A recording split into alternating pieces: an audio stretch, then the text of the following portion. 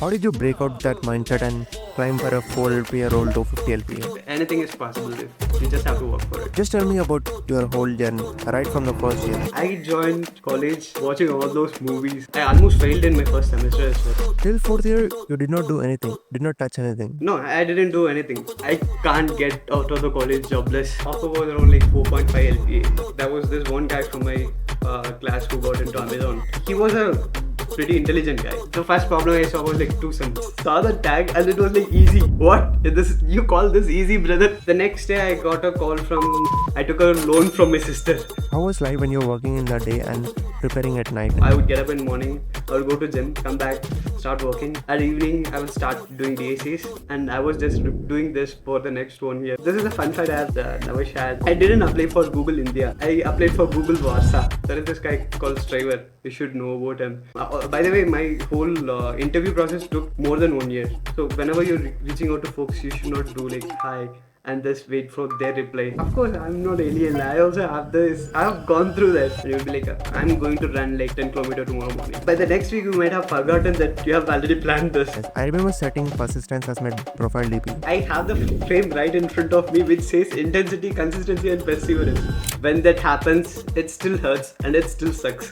This is a question from someone in the final year. So in those cases, the problem might be in the topic. DP might be one such case. How can a first or second year student secure an internship or placement at Google? Can you walk us through the Google interview process? Gave my first technical screen round. I was super nervous. All these questions were like medium to easy hard problems. Do you feel like most of the questions you were asked in the interview were ones you had already come across during your preparation? What if someone isn't able to answer a question during the interview? If you're just staying like uh, uh, if you just make these kind of noises, the interviewer will not know what's going on in your mind. If you say some things like, wait, I'm thinking about this approach, but it might not be feasible due to this constraint in the problem.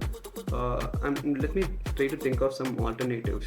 You are already doing some X with 10x productivity. You will do 20x only when you are aware of someone who is doing 15x. There's a belief that if you're not from a top tier college, you are already at a disadvantage. Obviously, more people might know Tarun Speak and Ishan. Raj Vikramasinghe. When you're looking around, if you don't see any people who is doing what you want, then you be the change. That's it. You start doing it. You be the inspiration for the others. When you start doing it, right? Like others will feel like, oh, Charan is doing that. Why can't I? Why don't I also start doing it? You be the change. You be that person that everyone would want to work with. Everyone others would want to surround themselves. Even if someone comes to us today and asks for an interview, If someone is asking for an interview tomorrow, let's do it tomorrow. Let's not prepone it now.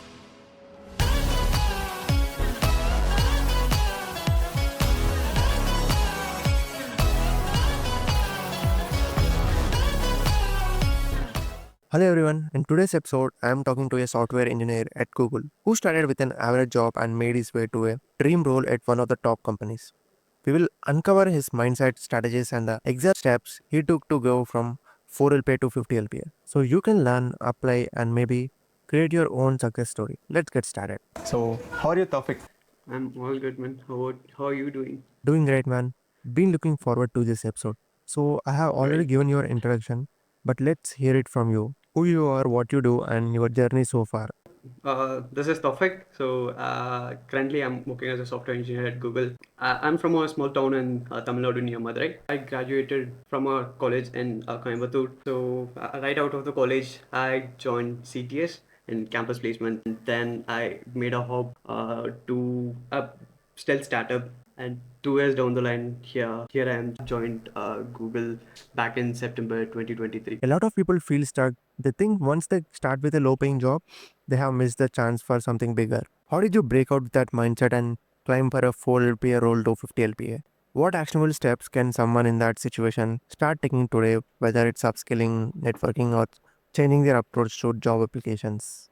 That's a great one. In my case, my vision was different.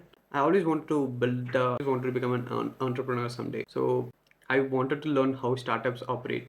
So I joined the startup company which I worked previously. I also wanted to learn how big, huge corporates operate. So like that's why I joined Google. So I had a vision of what I wanted to do at the end. So that's why I made these decisions. to join these different companies. Here, also one more thing I would like to point out is people might feel satisfied with where they are, and it's completely all right. It's not like you should always go after something or look after something. That is completely all right. And secondly, even if you want to grow higher, and if you're feeling stuck, try to learn from people who have actually done that. There should be folks out there who started from there and have actually made it. So try to learn from their lessons and try to learn from their path, and just believe in yourself and keep working for it. Anything is possible if you just have to work for it. Walk us through your journey from your first year of BTech to where you are now. What were the key moments, challenges, and turning points? Just tell me about your whole journey, right from the first year, like what you have done in your first year and then. I joined college watching all those movies out there, right? Like you have this imagination in your mind. There is everyone around you who is going to control you, and you're getting out of your home for the first time, and there is no one to say what you can do and what not to do, right? Like watching all those movies, my mindset was like, this is the next phase of my life. I'm going to have the best time in my world. That's what the thought process was. Like I thought I will have great time in my college. So that's the mindset I entered my college as well. Made pretty good friends. I was partying most of the time with them. Barely studied. I almost failed in my first semester as well. That's how it all started. I was pretty sure that I don't want to keep any arrears. Having great time with them, and I'd never focused on what I'm going to do after college. I'd never studied DSA or anything. In my college, like everyone will be practicing for aptitudes. Most of them will be targeting for like service-based companies like TCS, Wipro, and all those service-based companies who primarily focus on aptitude questions, right? I mean, I hate aptitudes. I never even bothered to do that. Towards end of the college only, everyone was like started to start hustling around DSAs, and yeah, everyone was going crazy around there were like certain boot camps that was happening for DSAs and aptitudes, and even then I was clueless. Till fourth year, you did not do anything, did not touch anything. No, I didn't do anything. No, you can check my LeetCode profile.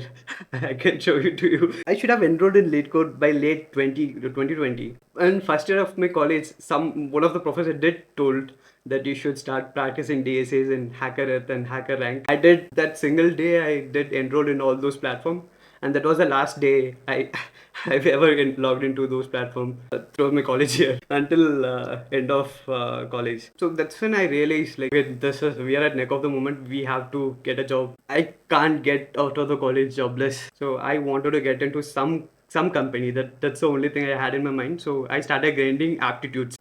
Might be too late for starting to prepare DSA and start grinding right now. I was already failing like a lot of companies that came to campus. So I started practicing aptitude. I somehow cracked and got into Cognizant. So Cognizant was my first company right out of the college. So in my college, if you get selected in any of the company, that's it.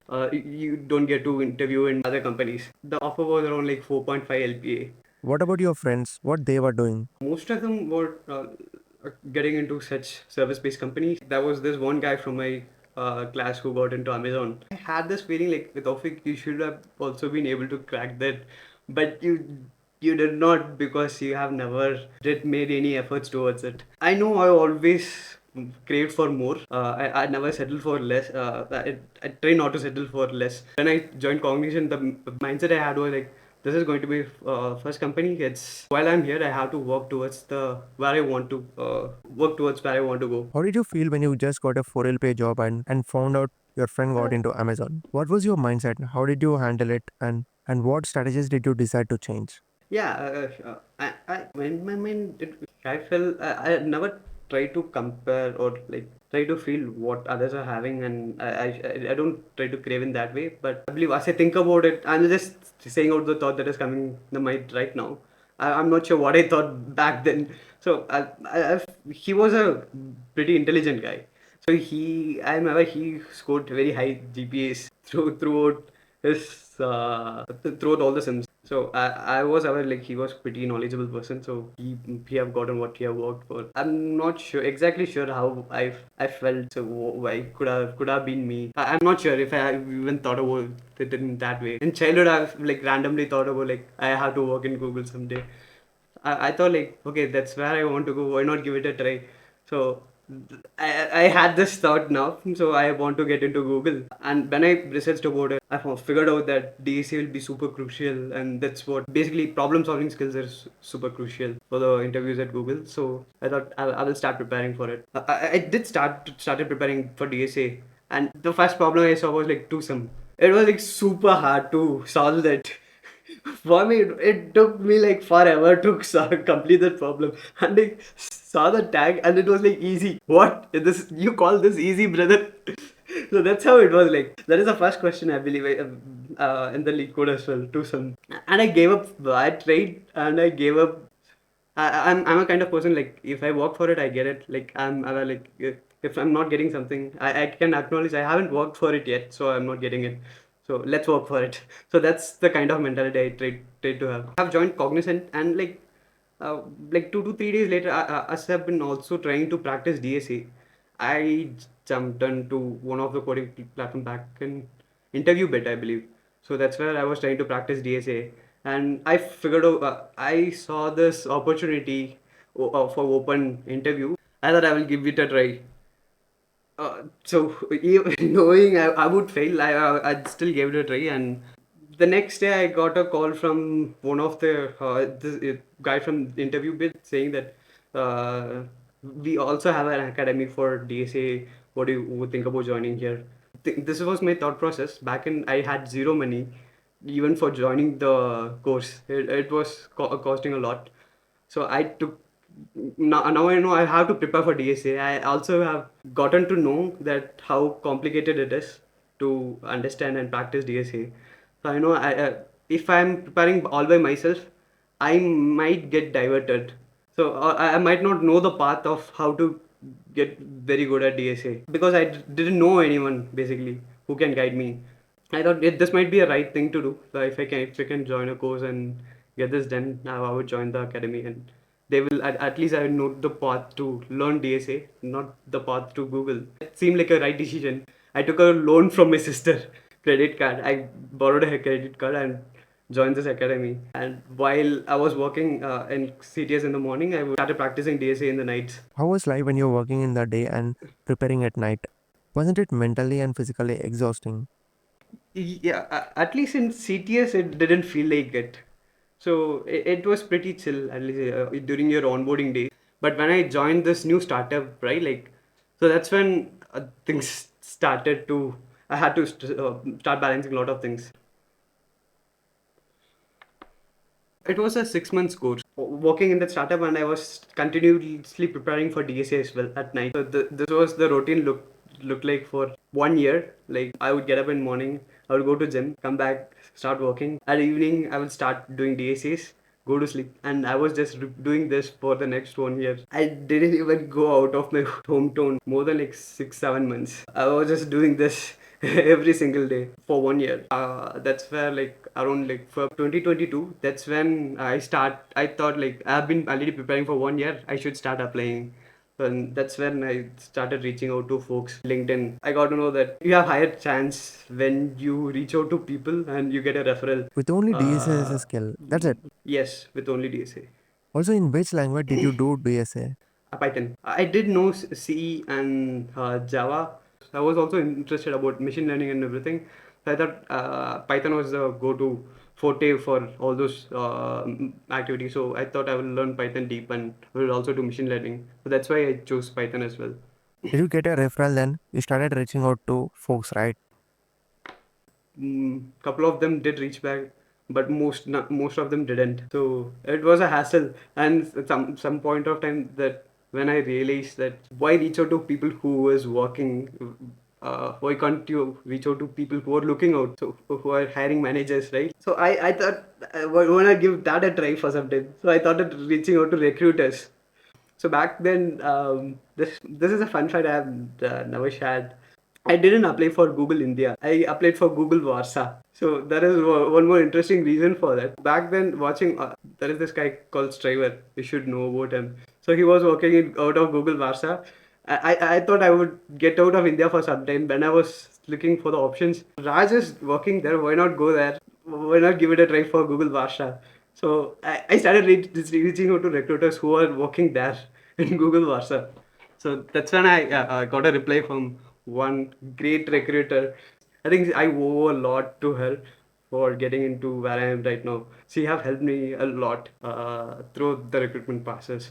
By the way, my whole interview process took more than 1 year, almost 1.5 years. So I will give you a high level, right? Like I started reaching out to folks in Feb 2022.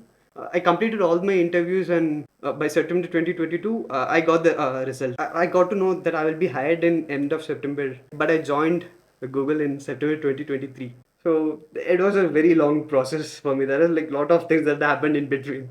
You reached out to recruiters, right? How did you stand out? What Hmm. kind of message did you stand, considering they get thousands of them every day? One thing I have understood very well is I know what Google interview, what is expected out of you from a Google interview. So watching all those videos out there in YouTube, of course. So what I've realized is you have to showcase that you have good problem solving skills. So you can do that by showcasing that you have solved a lot of problems, right? So as I told you, I've been preparing for 1 year. So now if you go to my LeetCode, and I can screen share and show you the my LeetCode profile as well.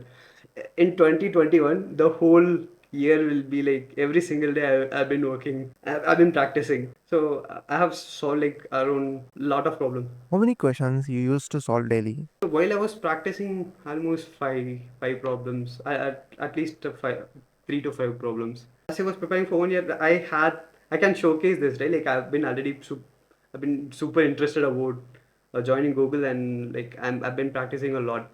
So that's what I showcased. Whenever I'm reaching out to anyone, I'll be like saying that I'll be very super honest that I want to get into Google Lab. Also, that is a pro tip here. So whenever you're reaching out to folks, you should not do like hi and just wait for their reply. You should directly should get on point. Like say hello, nice. Hoping you're doing good. Then directly you should get on to the point, like saying what you're doing and why you are looking out for referrals and why should they refer you. Like these are the three things that you should try to answer. So in my case, I was like I just introduced myself and I say what I'm looking for and why they should consider me as. For that question, I usually showcase that there's my LeetCode profile I've been practicing for past 1 year, and I feel super confident, and I believe I have good problem solving skills and critical thinking skills. So fit Google would be a great fit for me. So that's how I reached out. In a high level, this was the summary of that message. Did you ever feel like giving up? You said you practiced consistently for a year. How did you stay motivated every day? Like when you couldn't solve a problem, even after trying for an half an hour, how did you push through instead of losing motivation like most people do? So of course I'm not alien. I also have this. I have gone through that. So there are days where I didn't wanted to do anything. For me, I have realized this is a learning that I'm grateful to have this learning. So this is a learning that I had. Like you have to do three things in order to achieve whatever you want. So one is like intensity. The first thing is intensity. The will to do something. When you want to do something, intensity will be there in your initial days. For the first 2 days, you will be super fired up and super pumped up, and you'll be like, I'm going to run like 10 kilometer tomorrow morning. You would be able to get up and do that the next day morning. Will you do it for the next 1 week? By the next week, you might have forgotten that you have already planned this because this intensity would have gone away. So, right. So, that's when the second thing comes up, consistency. So, it's not that that's when you should, when there is intensity, you should start taking action, and you should also plan in such a way so that you can be consistent. Rather than going for 10K miles, you should just plan. I will start from starting tomorrow. I will run 500 meter, not even 1 kilometer. I will start because you are starting from day zero, right? So that it can be consistent, like you just small steps each day. So that's what all consistency is about. And finally, persistence.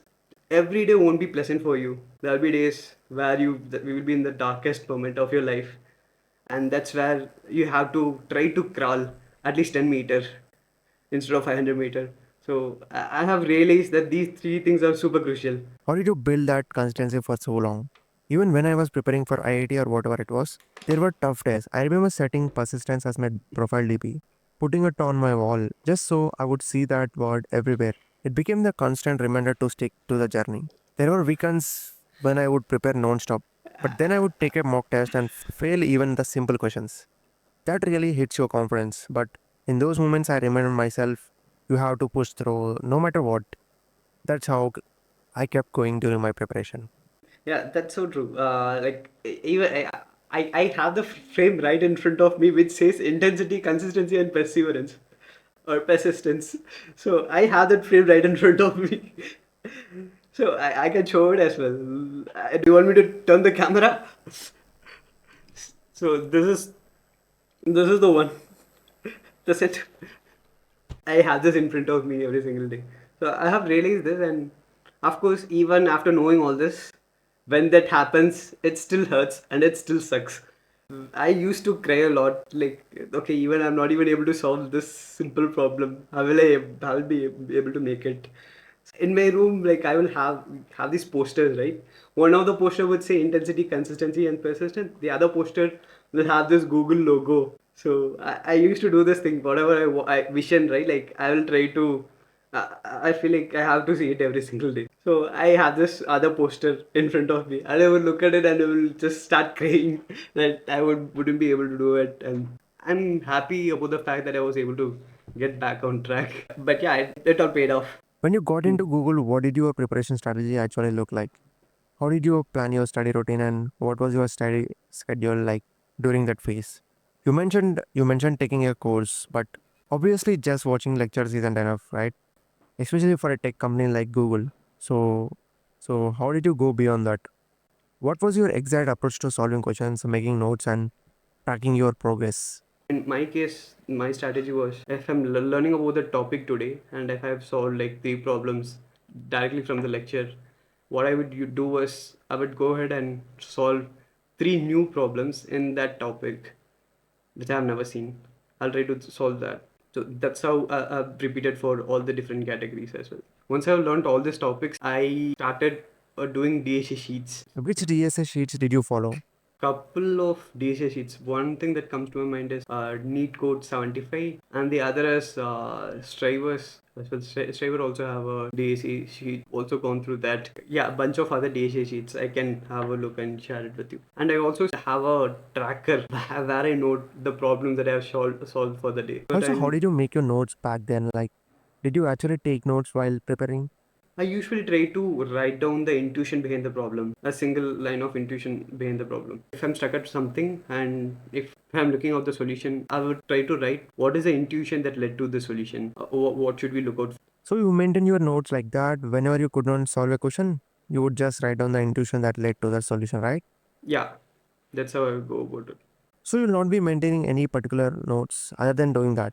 No, it was mostly rough draft notes of like approach while approaching the problem, breaking down the problem. So, but yeah, I never had like direct notes of the lectures. Also, did you specifically solve Google related questions during your preparation? Yes, I did solve a lot of Google specific questions as well. In LeetCode Premium, there is an option to just filter for Google related questions, and you can just solve all those. I was just trying to solve a lot of problems in that. I was mix and matching with a lot of platforms. I was solving problems in Jigs for Jigs as well as in Interview Beat as well. That you can find a lot of good previous problems at Google that have been asked at Google. Do you think solving those questions actually helps during the real interview? It might not be. It's not that you're just trying to solve. Basically, the interview was somewhat a little bit different. It won't be the case that whatever problem you have solved will be asked at your interview. The like high chances it might not be. It's just the pattern you're able to identify. You're just practicing more problems, right? While solving these Google specific problems, what you can understand is that how the question will be structured at Google interviews. That's the inference that you can get out of it. But I don't think solving those questions will be explicitly helpful during the interview. What's your opinion on the sheets that a lot of people share? Do you think they cover all the key Yeah, concepts and they patterns needed for interviews? Yes, most of the sheets are targeted in such a way so that you can solve this certain specific problems, a set of problems to refresh your memory around those areas. So most of these sheets they have a good coverage of different categories of problems. If someone is able to solve all the questions from the sheet, let's take example Striver sheet, understands the intuition behind each one and can tackle new problems. Do you think that's enough for them, or is there something else they should focus on? One thing I would like to highlight is it's not that just trying you have been asked to completely mug DSA and solve DSA problems, right? The underlying reason is to build that thinking process, critical thinking process, and problem solving capability.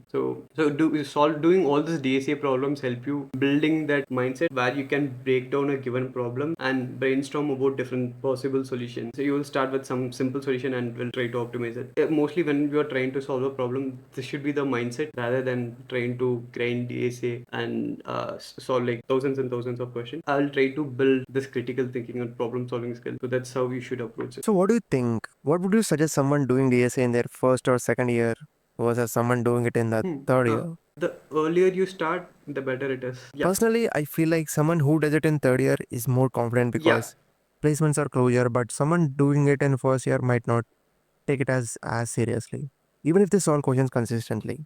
What's your opinion on that? So if you're starting from very zero in terms of DSA, really, you have practice for all this time. Let's say you're a person who have started in first year and versus a person who have started in third year, right? So think about the amount of practice you will be able to get. You have a lot of time to solve like hundreds of problems, right? Like, and when you're at your third year and you're starting to do it, you can still solve a lot of problem, but the amount of practice person who have started in first year have got will be much higher than the person who have started in third year. Even if he stopped doing it in the mid of second year, focusing on other skills. So that's what, right? You have already built up the intuition. So that intuition will not just fade away in a day. It will stay with you. So that wouldn't be in any vain. So also this was the second reason which I was about to point out.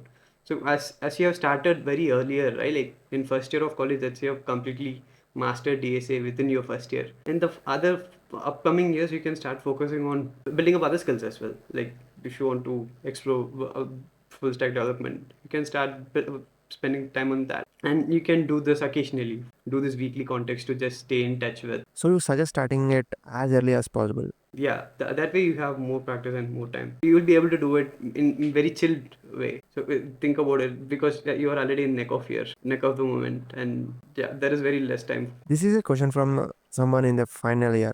Let's say they spent the last 3 or 4 years chilling, partying, and did not really focus on career stuff. Now it's the end of the fourth year. No placements and reality hits. Do you think it's worth spending one full year grinding seriously, like going all in, to make up for those lost years? Would that actually help turn things around?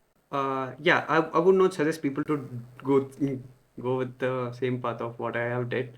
So yeah, my suggestion would be, I kept on preparing because I never felt ready. And I realized that I will never feel. You can get, even if you started from zero, you should be able to get really good at it within a span of 3 to 6 months. You can just keep on practicing for like 3 to 5 months. If you feel like you are able to solve problems, you can just start applying for companies and put it to test. You don't have to take that much amount of time. I wouldn't suggest people to do it. Also, how should we approach revision? Like, there are so many questions and concepts, and I think most of us tend to forget some of them over time. So, what should a good revision pattern look like? How did you personally revise topics and keep Revision everything pattern. fresh? Yeah, so I used to go through all the problems that I have solved again. So whatever problems I have solved, right? Like I try to solve that same problem again. I didn't have any detailed structure of doing that. So whenever I'm starting to practice, I have gone through all the problems that I have learned repeatedly at least 2 times. I went ahead and solved all the problems that I have solved once again from first topic to the last one. And like, when did you usually revise? Was it weekly, monthly, or did you follow some other routine for going back over things? I didn't have the particular timely revisions. I completed all the topics, then I redone the same problem that I have done in all the topics once I have completed all the topics. Okay, but when should a person actually feel like, yeah, I'm capable of solving questions on my own and start doing contests on platforms like LeetCode? You mentioned people shouldn't jump into it from day one, right? So when is the right time to start taking contests and solving platform-based problems? When I said people should not start from day zero, I meant people should not start practicing on day zero. People should try to build the fundamentals and then start practicing. So that's what the suggestion was. As you are learning each topics, try to practice more on that particular topic, and once you have completed that, you can start doing these DSA sheets. Once you have completed all the topics that are available out there. So your preparation strategy for Google looked something like this. First, you focused on learning the concepts, then practiced different questions topic-wise until things were clear. After that, you moved on to the sheets, and if time is allowed, you went for more logic building problems on platforms like Code Forces and others. Was that the flow you followed back then? Yes, first I started learning these concepts. I was practicing that particular topic. So once I have accumulated learnings from all these topics, I started practicing generically across topics. Choose random problem from LeetCode and try to solve it. That is a random option as well. And I used to also solve this daily problems from LeetCode. That also mixes up a lot of topics for you. What advice would you give to someone who's just starting on LeetCode and finds the problems really tough? They might feel like they won't be able to solve anything, especially in the beginning. How should they Hmm. approach it to stay motivated Hmm. and improve? What I would say is don't start practicing on day zero. First, try to understand, learn the fundamentals. There are like a couple of great folks like NeetCode and Shraver who are doing a great job in sharing all this content for free. You can go through all those videos to learn the fundamentals, and they're like all these predefined topics can go through and what's go through the series, learn the problem that they are solving and they are teaching. You can just try to solve those problems once you have watched the video, and once you do it for the repeated amount of time, you will be able to build that intuition. So once you have built that intuition, you should start practicing after that. So whenever you're learning a topic, you can also try to solve some problems, new problems within that category. But yeah, I would not suggest practicing from day zero. It might be super hard. So, when we come across a tough question and try for an hour, but still can't solve it, we might look at the solution and think, I will revisit this in the month or 20 days. But then, when we come back, we still might struggle with it even after seeing the solution before. How should we deal with that? And how do you plan our learning to make sure we are really internalizing the concepts, especially when there is so much to cover?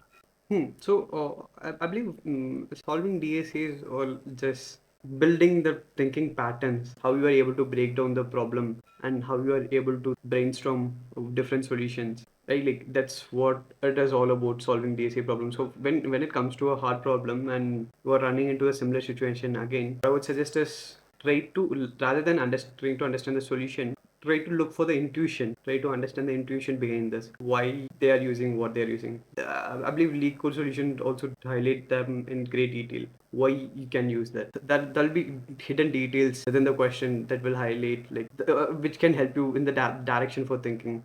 I would suggest to try to understand the intuition, and if it is happening again, see why. There should be some why which can answer that, why you're not able to solve it. So try to repeat the cycle again. You will get a good hand of it. If it is due to the topic or the kind of problem, say I feel like dynamic DP might be one such case. If people are trying to practice dynamic programming, they might run into this situation where like even after repeated attempts, they might feel like they're not able to solve the problem. So in those cases, the problem might be in the topic. Practice more problem in the topic so that you will get good at it. So, what you're saying is instead of just moving on quickly, one should actually practice a question multiple times until they get complete clarity on the concept behind it. Yeah, you should have a good clarity of the concept and should have a good clarity of the intuition. So if you're lacking that intuition, try to practice more on that particular niche. How can a first or second year student secure an internship or placement at Google or similar companies? What are the key steps they should take and how should they start preparing for it?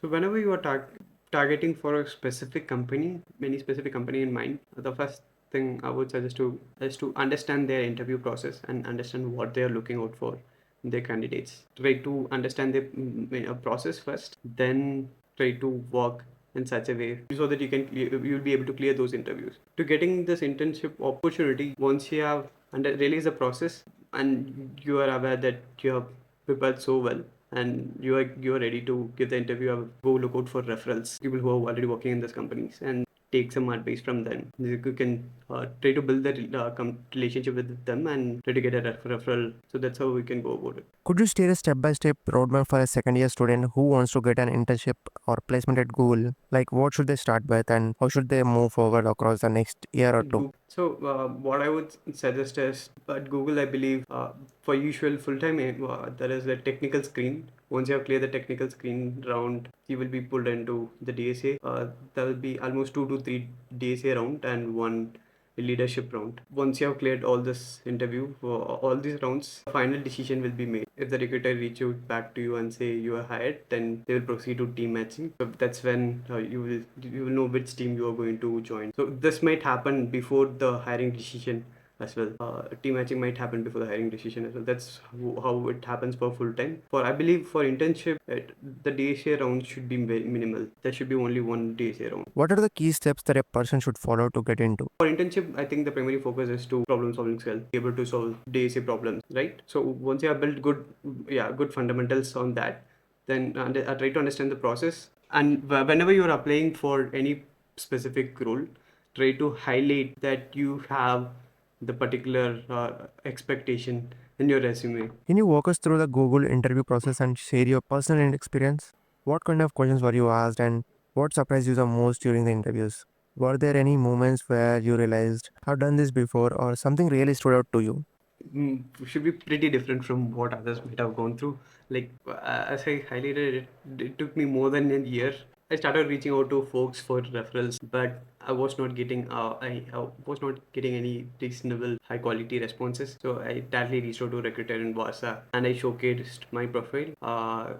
She was willing to give an opportunity. I had an intro call with her and asked me, will you be able to interview right away or do you need any time to prepare? I asked took some time to prepare. I prepared for a month, I believe. 20 days, 20 days to a month. Because I was super afraid. I don't want to mess this up because if you fail an interview, there is a waiting period at Google. You have to wait for at least a year, I believe.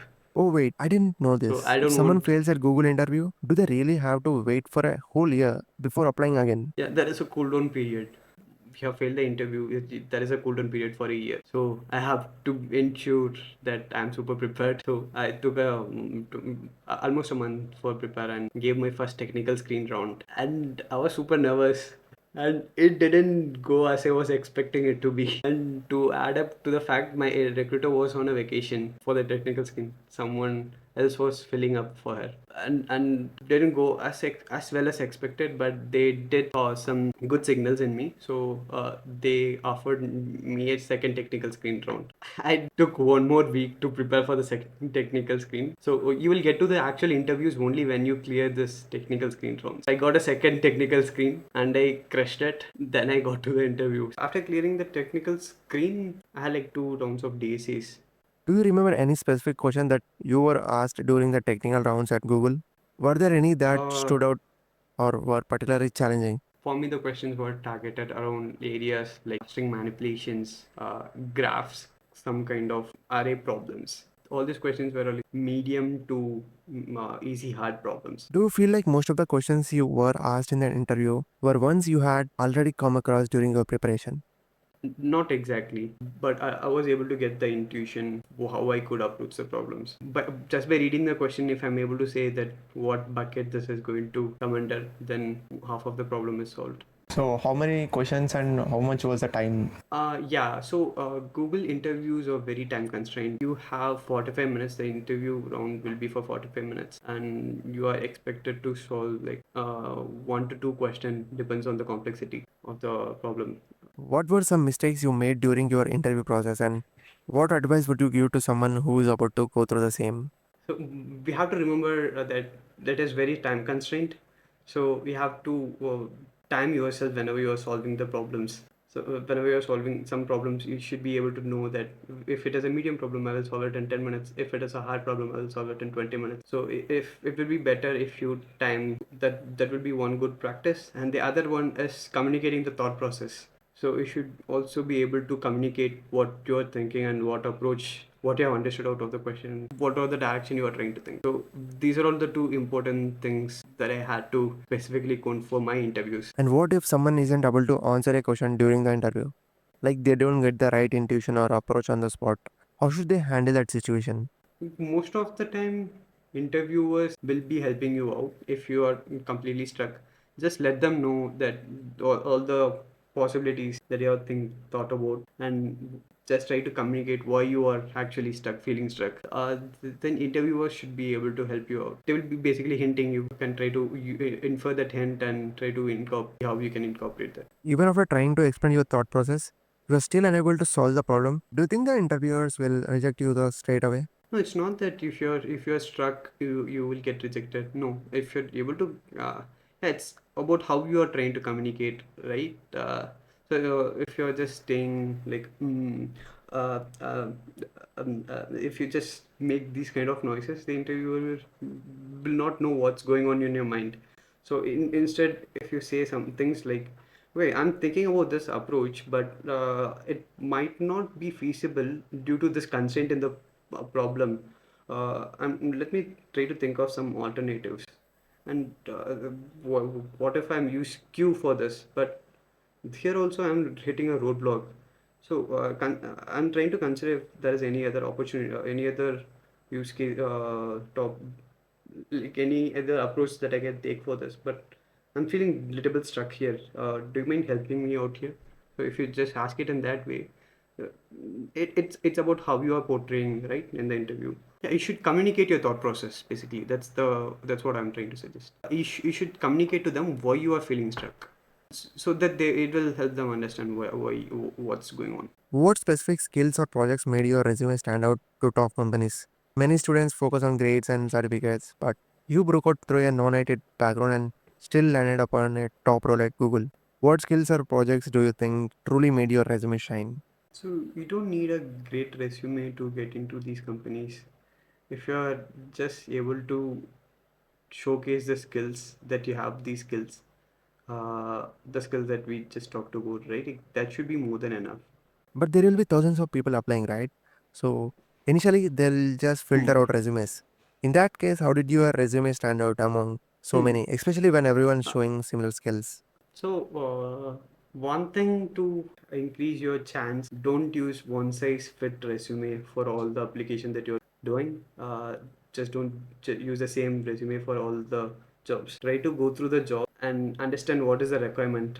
If they're expecting you to learn AngularJS, or if they're expecting you to know React or some X Node.js or AWS, highlight in your resume that you have worked on them. You should not just you should make it up. You should if you have experience working on those tech stacks, highlight that you have already worked on. I have built this project. I have worked on this project using these tech stacks. So I have good amount of hands-on experience in these tech stacks. So I'm comfortable working on them. So if you are able to highlight in your resume that based on the requirement, that will help you stand out. So, as you mentioned, you mainly focused on DSA while preparing for Google. Hmm. Did your resume include any projects as well, or did you just highlight your DSA skills and problem solving Hmm. experience? Yeah, in my case, what I did was like based on the requirements, I try to incorporate my work that I have done in the company. Okay, you have the past work experience, right? Yes, so even the little things. So when I was applying for company, like it is a that was a cross time requirement in the team I was applying for, right? In the role I was applying for. So I highlighted that I had to work with stakeholders in US. So I'm comfortable collaborating at cross time and having these late night meetings. So it is just an example of if you're able to highlight,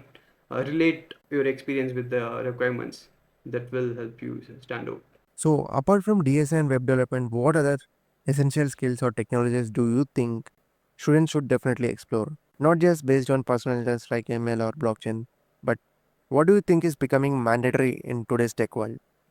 So one thing I foresee is we are in next set of wave where next set of a evolution in the industry. So for now, I would suggest people to start learning about AI and learn about how we can be more productive using that. So I think that will be one crucial thing to learn about to have a good understanding of how this AI models or LLMs work, considering that that's where the whole industry is moving towards. That will be one crucial thing I would suggest people to have a look out for. Apart from technical skills like DSA and web development, what soft skills do you think actually matter during placements or interviews?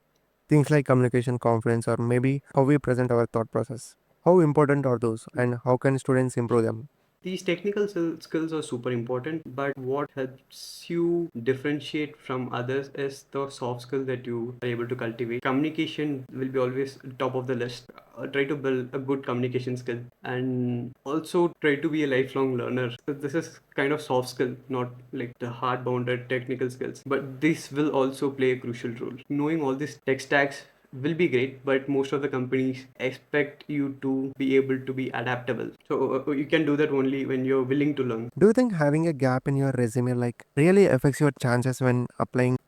I don't think it matters for more company, most of the companies out there. But if you're able to back up with a good reason, even if this is being brought up, if you have a good reason behind it, people will respect that. But yeah, I don't think most of the companies are concerned about the caps. At least the product companies that I'm aware of. What advice would you give to someone in their first or second year of college when it comes to building skills, shaping their career, and even navigating life in general? This 4 years is very limited and you have a lot of time. Don't put a lot of pressure on you to get where you want. Have good time and start the learning process as soon as possible. And also don't sacrifice the fun. You should also have fun while doing this as well. You should not sacrifice this for that or that for this. Try to have fun and also try to start learning as early as possible so that you have a lot of time and you can do it in very pretty chilled way. What would you say to someone who's deeply focused on working hard every day and not taking time for anything outside of that, like parties, Yeah. socializing? How important is it to enjoy the process of No. working towards your goals? And how can one find a balance between hard work and having fun? Yeah, so to clarify, when I meant fun, you can have this fun in your own dictionary way. So this fun can mean different things for different people. So at the end of the day, once you have gotten where you want, the thing that will struck with you is the process that you have gone through. Try to enjoy the process as much as possible. If you're not enjoying the process, you're not doing it right. Students in Hmm. Tier 3 college often don't get the same environment and exposure as those in IITs. How do people stuck in that kind of bubble where everyone around them aims for an average jobs break free and develop a mindset to think bigger? I would share my thought process here. How I go about this. Right, I would suggest people to take inspiration from this, but yeah, I might not have a direct answer for how people can think. So I will share you my view, my point of view in this. You don't actually need an IIT or NIT to make any impact or to go wherever you want. So you just need the effort. You just have to put the effort that is required for where you have to go. Understand what all the efforts that is required and just start putting those efforts. That's it. You don't need any exposure or you don't need anyone who can guide you. So that should be resources for anything that you want to do already available online. You just have to look for it. So that's the kind of thought process that I tend to go about. In Tier 3 colleges, students might not have the same level of exposure as those in IITs, and sometimes they may not realize the potential Mhm. they have until they see others pushing themselves further. How can students in such environments build the exposure necessary to push themselves to higher limits? Yeah, my thought process is you are already doing some X with 10x productivity. You will do 20x only when you are aware of someone who is doing 15x. You can have a goal rather than trying to keep on practicing the problem repeatedly. You can have a goal like I will participate in this contest, weekly contest and bi-weekly contest in LeetCode or a contest in Code Forces. And I have a goal that I have to reach to a certain level, 1500 or 2000 or whatever that goal is. Try to work towards that. So once you have a goal set for yourself, then you should be at least work towards that rather than actually relying on someone else to get to the 20x. Does that make sense to you? Right now, let's say you are in the 1000 rating right now. Let's have a goal as 1500 and practicing in such a way so that we can get to that. Also, do you think networking plays an important role in getting into top companies or growing faster in your career? Networking, it depends on the context. In the process, you will be able to build a good network. So let's say if you're practicing in this contest in code forces, and you're posting solutions, right? Like people will reach out to you. So that way you will communicate back and forth. In this process, if you start taking these actions, right, that will also somehow help you build this network. So, but yeah, networking is not mandatory or crucial. For students who did not make into top IITs or NITs, how should they shift their mindset to compete with those who did? There's a belief that if you're not from a top tier college, you are already at a disadvantage. But you proved otherwise. What mindset should someone from a less known college adapt to still compete at the higher level? Is it about skills, attitude, or how they market Uh, themselves? First thing I would like to acknowledge is, yeah, you don't need that IITs or NITs. So that's the first thing I would Like I would suggest to for people to acknowledge you don't need that at all. You just need the effort that is required, and if you're able to put that effort, you will get into the place, and so will be the exposure. So exposure will be the side effect of it. When you are surrounded by people who are okay with settling for average, it's hard to even realize that something bigger is possible, right? So, how can students in such environments, especially from non IIT or Tier 3 colleges, push beyond that bubble, find the right kind of people to learn from, and build an ambitious, high growth mindset? It's about how you set up and what you take into your mind, right? Like what you focus on. You If you don't want to focus on the folks who are around you, and you want to focus on people who have a great aspiration, that's where the online social medias and all this places are available, right? Like for YouTube, that always surround yourself with such contents and such people. Just keep on following people who are already doing great work, so that you will get inspired by them. Like couple of people who on top of my mind is, like, obviously most people might know uh, Tarun Speak and Ishan, Raju Vikramaditya, and Gary Vaynerchuk. He is also one great guy. So basically what I'm trying to suggest is you don't need to have people in person surrounded by you. You can change everything that you're consuming around this, and people who are already doing great at it. So that will be a great inspiration for you, right? Like it's not that there is no single way to have that mindset switch. It would be a process, a sequence of actions, and it would be the effect of that. So I have noticed this mindset difference. Students from IITs often think on a bigger scale, startups, innovations, but in Tier 2 or Tier 3 colleges, many students aim just for a stable 12 to 15 LPA job and stop there. Mostly because of the environment around them, IITs may have Hmm. 20,000 to 30,000 students, but lakhs of students are in colleges no one even knows the names of. What advice would you give to those students? How can they break free from the Hmm. mindset trap, think big, and actually go on build something significant despite their college background? Yeah, first thing to clarify here, not everyone in IITs or NITs would want to become an entrepreneur. There will be only a subset of people who would want to do that. There will be also folks who are chasing for these packages, and it is not a bad thing. And it's completely alright, right? Also, it's not something to be villainified about. And it's completely alright. Again, coming to tier 3 colleges, it's about what they're willing to do, right? There will be a subset of people among this other tier colleges as well who was willing to become an entrepreneur, or who was willing to build a product rather than going into the usual path everyone takes. If you are looking to specifically get in something out of this, I would suggest to you is, if you're looking when you're looking around, if you don't see any people who is doing what you want, then you be the change. That's it. You start doing it. You be the inspiration for the others. When you start doing it, right, like others will feel like, oh, Charan is doing that, why can't I, why don't I also start doing it? You be the change. You be that person that everyone would want to work with, or everyone others would want to surround themselves with. I totally agree with that. Being the change is powerful. But here's what I'm struggling with when you look at the top IITs. Maybe 10 to 15% of the students are working on startup or chasing really big goals. But in Tier 3 colleges, there isn't even 1% with that mindset. Most people don't even believe such things are possible. So how can students from such environments where exposure, resource, and ambitions are all low start thinking bigger and aim for things like startups or high impact careers? What would you suggest for helping more people break out of the mindset? I, these questions are very subjective to person's interest. So I'm not I'm just finding it hard to give a generic answer for this, because some people might want it, and again, the amount of percent is also very subjective, right? Like I don't think it's only very 0.1%. And if you want to take advice about how you can build this mindset, I believe you have to surround yourself with whatever you want to do.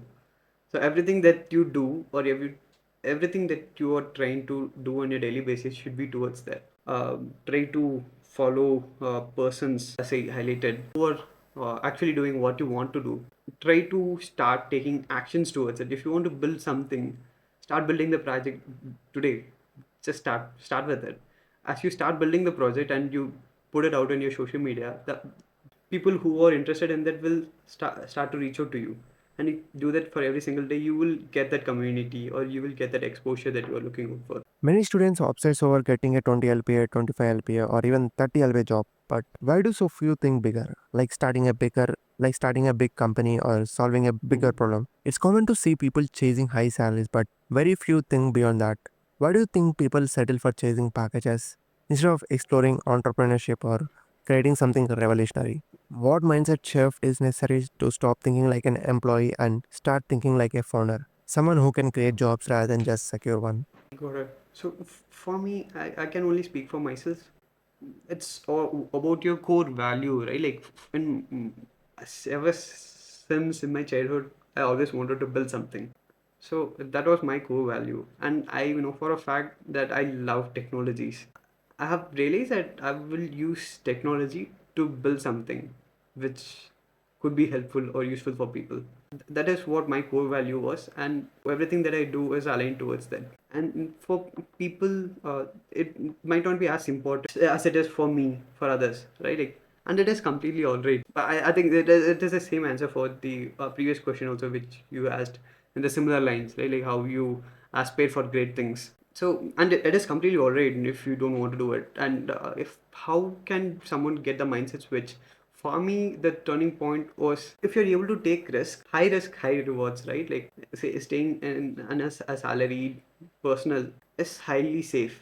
You'll be able to get paycheck every single month for throughout your life. But when you want to pursue an entrepreneurship journey, it is highly uncertain. You initial 3 months to 1 year, you might not be able to make any money. There is like high risk involved. But if you crack it, the returns will be 10x or even 100x than what you could have accomplished with your salary packages, right? Like having that understanding and realizing that would be super helpful. Building for yourself will always bring great value for you than building for others. Many people get startup ideas, but when they start researching, they realize similar ideas are already exist in the market. That makes them feel like there is no point in going further. So how do you deal with that kind of situation? Should someone still pursue the idea even if it's already been tried before? One thing that I've realized is you don't have to be the first who is solving the problem. Google wasn't the first search engine. Amazon wasn't the first online store. So yeah, you don't always have to be the first one to solve the problem. Yeah, I think I have heard a similar thought from Ritesh Agarwal, the founder of Oyo. Oh, Something like you might not be the first one, but at least be the one. That really stuck with me. yeah. What key mindset shifts did you experience after joining Google? Getting into Google isn't just about technical skills, it's also about how you think. Yes. What mindset shift did you notice after stepping into such a high performance environment? That's a great one. I think I have tremendous amount of learning in terms of soft skills, and I have a lot of realization after joining Google. One great thing about Google, as you mentioned, is the people. Everyone that I meet on day-to-day basis, highly talented persons.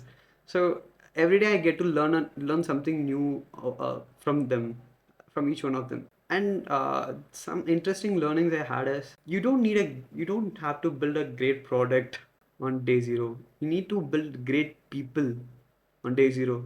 So those will be people who will help you get to a great product. One more realization is having this highly trusted and collaborative environment increase boosts the productivity like anything. So everyone dreams about Google.